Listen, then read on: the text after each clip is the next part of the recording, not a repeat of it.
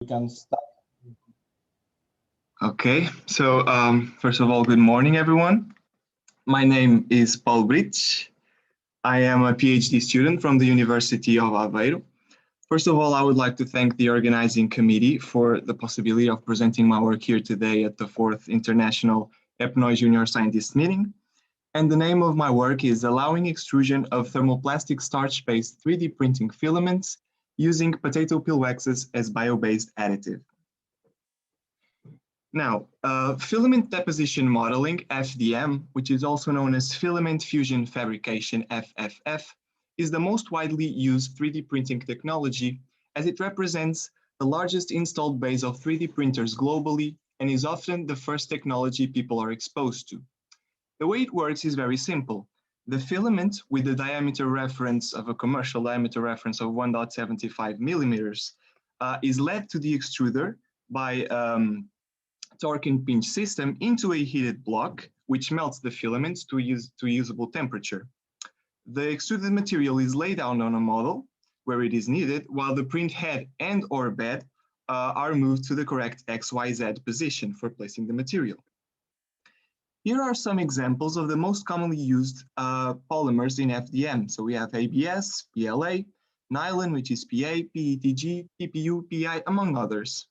But these present one or more of these problems, be it the production cost, the sustainability of production, or the biodegradability, which forces the search for alternatives. Nowadays, the development of renewable, sustainable, and biodegradable bioplastics aims to attenuate the globally known environmental problems caused by the non-biodegradable petroleum-based plastics. And so this is where starch comes into play, since none of these problems that I referred for the other polymers are present when we use this natural polymer. So as some of us might know, starch is made by two different polysaccharides, which is amylose, which is linear, made by glycose units linked by alpha-1,4 glycosidic bonds, and amylopectin, which has a branching through alpha-1,6 bonds every 24 to 30 glycose units.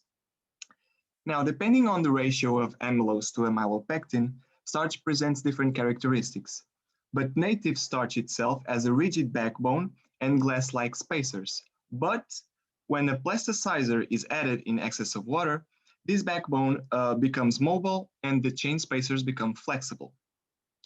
Now, after this process, thermoplastic starch, TPS, can be obtained, which is a bioplastic that can present various conformations, and it's very versatile depending on the quantity of plasticizer and on the nature of the native starch.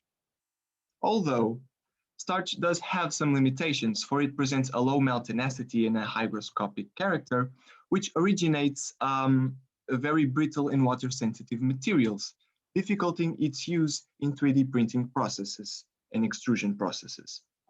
Thankfully, though, there are many ways to overcome these limitations and drawbacks, namely by integrating other low molecular weight compounds such as glycerol or even lipids to starch-based formulations, which leads us to the objective of this work, which was the development of enhanced thermoplastic starch-based 3D printing filaments while valorizing byproducts from the potato industry, namely the potato washing slurries and the potato peels, which we will have the opportunity to look further into right away. They were both given to us by a Portuguese company of potato chips, a Saloinha. But so, first of all, we need to recover the starch, which is going to be the basis matrix of our materials. So in the potato chip industry, the peeled and sliced potatoes are washed in water-filled tanks. And so this leaves behind starch-rich slurries with potato fragments. So we start by sieving these slurries to remove the potato fragments. And after this, using a pilot scale atomizer, we obtained our dehydrated starch with a yield of recovery of about 46% in relation to the dry weight of the potato washing slurries. Now that we see how we recover the starch, we can move on to the other byproducts from which we will obtain lipidic compounds, namely waxes, and that is from potato peels. And for this method, it involves an extraction using chloroform at 37 degrees overnight. Afterwards, we evaporate the solvent and recover the potato peel's waxes, which, as you can see, are completely solid at room temperature. In this work, a plastograph was used for the melt mixing of our starch formulations, which is a method that uses controlled mixing speeds and temperatures. In our case, and for our controlled TPS formulation, thermoplastic starch, starch, glycerol, and water are used. And to test the effect of the waxes concentration, we made 3 separate formulations that you can see here. So 0.5, 1, and 1.5% of waxes in relation to the weight of starch. All the materials were of course granulated to facilitate their further use in characterizations. Now we can look at how the materials were actually characterized, right? So to assess the feasibility for extrusion and 3D printing processes and methods, it's important to know parameters such as the fluidity and the moisture content. Now, to measure the fluidity, we use the melt flow index device to measure the fluidity, in this case, the melt flow rate, which is measured in grams of extruded per 10 minutes using a known weight to force the material out. To measure the moisture content, we use the humidity scale. Now we can start looking at some results. First of all, I want to make a reference that here in the x-axis, we have the concentration of waxes, right? So the 0 is the TPS, the control. And what we saw from the MFR, the melt flow rate, was that the addition of waxes led to an increased fluidity with a linear behavior, as you can see here, with the highest amount leading to a 2-fold increase in relation to the thermoplastic starch control. And this is a good result since it facilitates the processability of the starch-based materials. When we look at the moisture content, it is visible that the addition of waxes led to a progressively lower moisture content in relation to the control. These results can be explained since the lipidic compounds of the waxes will interact with the starch chains through hydrogen bonds, taking up the space of water molecules that would normally interact with this. This moisture decrease is also very valuable for the application in 3D printing, since one of the usual problems of starch is the excessive quantity of water that does not allow for a constant string to be printed because of the water leaving the TPS matrix at higher extruder temperatures. Now, using our granulates, we also obtain thin films through hot pressing. And as you can see here, this is the appearance of a starch-based film, which is transparent and has a thickness of around 200 micrometers. But we'll have the opportunity to look further into these results of thickness. Now, from these films, rectangular test specimens of 1 by 8 centimeters were cut for the mechanical characterization, which was made using a texture analyzer. And as you can see, these are the mechanical properties that were obtained from the specimens. So the tensile strength, which is the traction resistance of the material, the Young's modulus, which will help us infer the elasticity of the material, and finally the elongation at break that gives us the stretchability. Looking at the mechanical properties of these materials, what we see right off the bat from the thickness is that there is a decrease in thickness with an increase of waxes concentration. And this happens because of the effect that we saw earlier in the melt flow rate. So the higher the quantity of waxes, the higher is the fluidity, and consequently the lower is the thickness when hot pressed in the same conditions. As you can see, it is also a linear behavior. Now, looking at the tensile strength of the materials, we observe that generally the addition of waxes didn't greatly affect the traction resistance of the thermoplastic starch, meaning that the interaction of the wax molecules with the matrix didn't significantly affect its integrity, which is a good thing, because when we look at the Young's modulus, which is inversely proportional to the elasticity of these materials, we see a tendency for more elastic materials with the addition of waxes. And so it is possible that these low molecular weight compounds acting as plasticizers in the starch matrix aid the structure to return to the original conformation after the appliance of traction forces. Looking through another perspective to the elongation percentage, which gives us the stretchability, we can see that the addition of the waxes led to an increase of elongation. Once again, we have a plasticizing effect of the waxes, which leads us to believe that the interaction between this and the polymer chains of the starch, of the 3D structure of the starch, allows for a greater separation between the chains before breaking. Now, further characterization was also performed on these materials. So the wettability was obtained by measuring the water contact angle of ultra pure water droplets on the surface of the films, WCA. The permeability was obtained by measuring the water vapor transmission rate through the films, WVTR. And finally, the solubility was obtained by measuring the weight loss of the films in an aqueous medium in an orbital shaker. Now, starting with the wettability, what we can see very clearly is that the addition of the greatest quantity of waxes of 1.5% led to a decrease in hydrophobicity. But this happens because these films with the greatest quantity of wax, when compared with the control, have a much greater rugosity of the surface, as you can see here by the same image where I'm pointing. So in the bottom, we have the film with the waxes, which is much more, has a much higher rugosity than the TPS pristine starch film. And this is what will end up causing the lowering of the water contact angle in these conditions. But when we look at the water vapor transmission rates, WVTR results are very interesting, since the addition of any of the quantities of wax led to a very significant decrease of permeability in about 3 times when comparing with the control. And this is, of course, because of the lipidic nature of the waxes that could be creating a thin barrier on the film, which promotes this effect. As for the solubility, which is measured by the weight loss percentage, we can see there was a slight decrease with the addition of waxes. Now, what we observe in this test is that the films are not visibly disintegrated. So this weight loss percentage is due to the diffusion of glycerol from the films to the aqueous medium.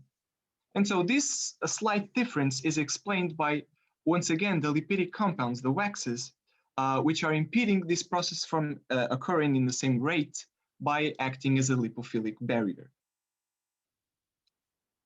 And so, taking into account the objective of this work, of course, the formulation with the highest fluidity, the lowest moisture content, and the best mechanical performance, presenting a higher elasticity and stretchability, was, of course, as we saw, the formulation with the highest quantity of waxes.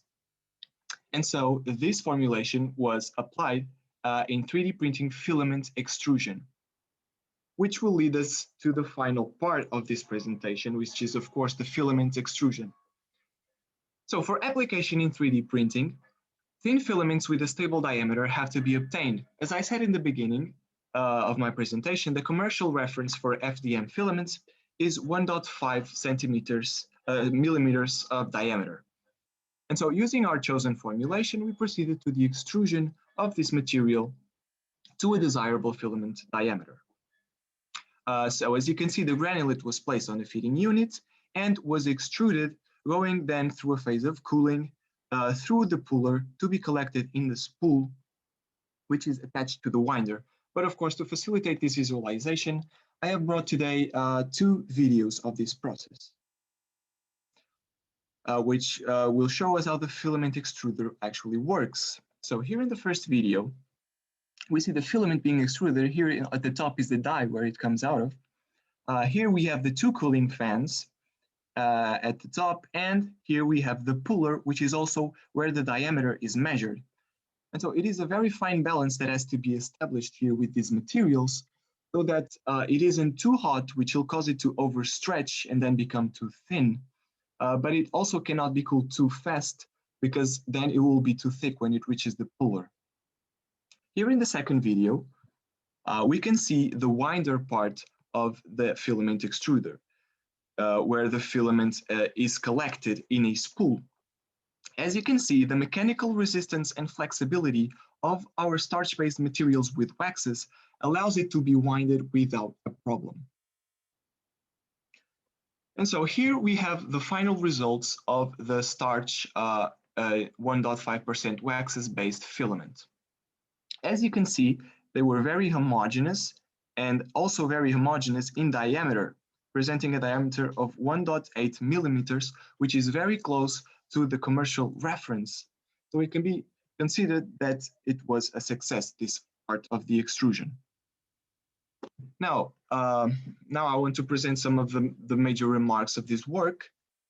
So we could conclude that the potato peels waxes actually increased starch-based materials fluidity, it decreased their moisture content, and it improved their mechanical properties by increasing elasticity and stretchability. And of course, last but not least, starch and potato peels waxes materials are indeed suited to be used in filament extrusion for application in filament deposition modeling, 3D printing. Now, I wouldn't want to end without making a reference to the project which originated this work, Potato Plastic, Twizola, which is a plastic company which cooperated with us, Soluinha for providing the byproducts without which it wouldn't have been possible, and of course FCT for the funding, and my research group, Resposta A, and all of you for your virtual presence here today and attention. Thank you very much, and feel free to ask some questions. Thank you very much, Paulo. So we have question. The presentation was very interesting, and the application of starch to 3D printing is original, and I loved it. So first question is about the percentage of waxes that you use. Did you try higher amount of waxes in the formulation? Sorry, can you repeat? Why do we use these quantities? Higher quantity of waxes in the formulation. 1.5% in relation to the weight of starch. Yeah. So did you try higher? Oh, if we tried higher, no, because actually this is the second phase of an optimization. So we had already tested waxes in starch materials using solvent casting methods, and we saw that it wouldn't help us much to have a greater quantity than 1.5%. It was around that optimal area. Okay. Yeah. And then you have a question about the extrusion parameters that you use. For example, the temperature. I'm not sure that if it's about the first step of mixing the different products, or if it's about I think it's probably in the filament extruder. Yeah, it's probably in the filament extruder. Yeah. Since this is a work in progress, I cannot make the disclosure of the full process, but I can tell you it's around 100 to 130 degrees, but the extrusion actually has 4 zones, which had to be optimized, but it's around 100, 130 degrees. Okay. I have also some questions. First of all, did you compare the TPS that you produce with these byproducts with commercial TPS to see the difference in terms of processability and mechanical properties? Yeah, actually, this is a continuity work. We had already made many characterizations using, of course, a control commercial starch. And normally what we saw is because in this case, the fact that it is not as pure as the commercial ends up increasing the processability of the starch. Okay. So it will present higher fluidity, which will help tremendously on this process of melt mixing, extrusion, film making. Yeah. Okay. And yes, there is another question, but just to finish about this, about processability, is there a way to predict the capacity or the ability of this TPS to be used in 3D printing? I mean, is there a range of MFR which will be suitable for 3D printing? Because too high fluidity will not be suitable also. So you have to get a range of MFR Yes. which should be suitable. Yes, yes, of course. Yeah. Yes, if it's too fluid, we'll have problems, of course. It's the same with the water, with the moisture content that I made a reference. I didn't present results for the actual 3D printing because it's a work that is underway, but there is much optimization to be done also there, because even in the components themselves. Do you have a range of MFR to give us, or? I cannot tell you from the top of my head the range, but around these values are very much possible to process with 3D printings. The values I presented today of MFR. Yeah, it's between 30. It depends on the temperature, of course, of testing, but. Yes, of course, yes. It's a very fine balance that has to be established between all the conditions and the characteristics of the material, of course. Okay. But it is possible. There was a last question which disappeared from the Q&A, but it was about the glass transition temperature of your material. I didn't have time. The glass transition temperature, yeah. We actually made the that characterization, but I can't remember exactly the value right now. And did you use also some other plasticizer? Because we know that glycerol is not maybe the best one, because you have some trouble with migration outside the starch. Did you use other plasticizer? No. In this case, we only used the glycerol as plasticizer. Okay. Okay, thank you. I think it's time for the break. Just before leaving,